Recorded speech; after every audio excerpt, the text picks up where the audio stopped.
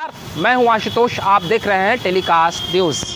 भारत में CAA यानी कि नागरिकता संशोधन कानून जो है वो लागू कर दिया गया। सोमवार की शाम केंद्र सरकार ने इसे लेकर अधिसूचना जारी कर दी। उसके बाद तमाम तरह के राजनीतिक बयानबाजियों का दौर शुरू हो गया। खासकर CAA के मुद्दे पर पश्चिम बंगाल की मुख्यमंत्री ममता बनर्जी प्रखर होकर इसका विरोध कर रही हैं। पहले भी वो इसका विरोध करती रही हैं, क्योंकि पश्चिम बंगाल में सबसे ज़्यादा ममता बनर्जी पर यह आरोप लगता है कि उन्होंने रोहिंग्या मुसलमानों को वहाँ पे शरण दिया है और मुस्लिम यानी कि अल्पसंख्यक समुदाय के जो लोग हैं, एक बड़ा तबका है, वो उनकी समर्थक है। और अल्पसंख्यक समुदाय के बीच में CAA को लेकर यानी कि नागरिकता संशोधन कानून को लेकर काफ़ी नाराज़गी भी है। सबसे पहले तो आप ये जान लीजिए कि 2020 का वो समय था जब इस कानून को संसद से बिल के तौर पर पारित किया गया था।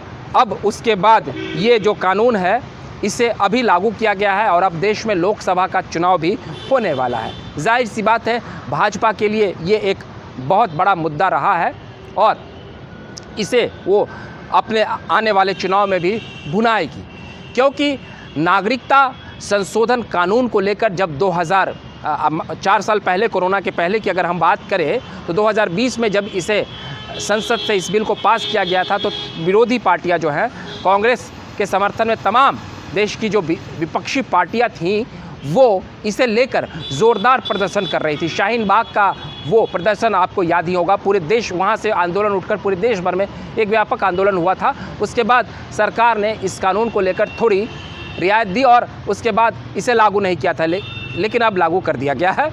मैं आपको बता दूं कि भारत से सटे हुए जो 3 पड़ोसी मुल्क हैं, पाकिस्तान, अफ़गानिस्तान और बांग्लादेश, और वहाँ रहने वाले जो भारतीय मूल के शरणार्थी हैं उनको भारत में नागरिकता देने का प्रावधान होगा।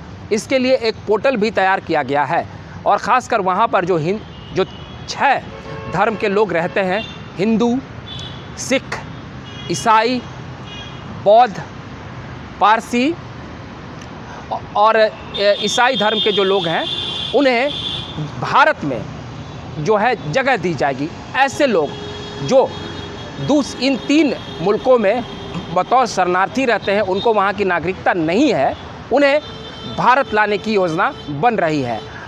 इस पूरे मसले पर अल्पसंख्यक समुदाय की पूरी नाराज़गी है, क्योंकि जो मुस्लिम तबका है उसे इस बात की नाराज़गी है उनके भीतर कि आखिर इन 6 जो धर्म हैं उन धर्मों में से उन्हें क्यों बाहर रखा गया।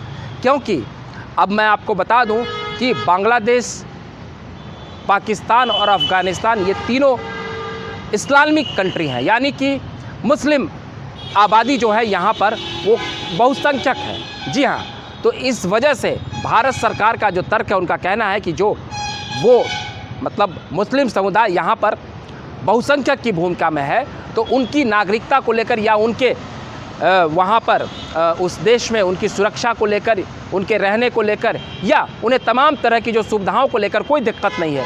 बाकी जो अन्य धर्म के लोग हैं उन्हें वहाँ पर दिक्कत होती है। लगातार ऐसे लोग सवाल उठाते थे कि उन्हें वहाँ किस तरीके से वो एक इज़्ज़त की ज़िंदगी जी सके। तो इसीलिए उन सभी धर्म के जो लोग, मुस्लिम समुदाय को छोड़कर बाकी तमाम जो धर्म के जो 6 धर्म हैं, उन धर्म के लोगों को भारत लाने का प्रावधान किया जाएगा। वो पोर्टल पर आवेदन दे सकते हैं। तो ऐसे में अब इस पूरे मसले पर देश भर में जो एक बार फिर मुस्लिम समुदाय के जो लोग हैं उनमें नाराज़गी देखी जा रही है।